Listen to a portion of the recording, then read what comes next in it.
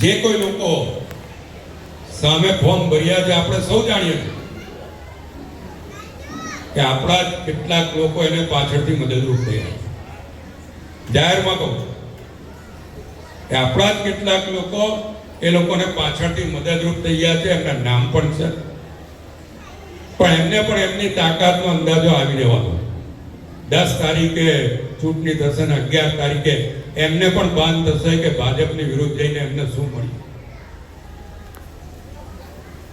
હું આવ્યો ત્યારથી કહેતો આવ્યો છું કે આ કેસરીઓ કેસ જો ના હોય તો મારી પણ કોઈ કિંમત નથી।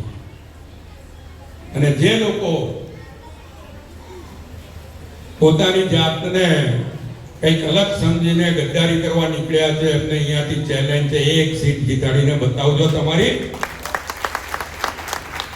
16 સીટ ભારતીય જનતા પાર્ટીની એપીએમસી માં જીતવાના છે।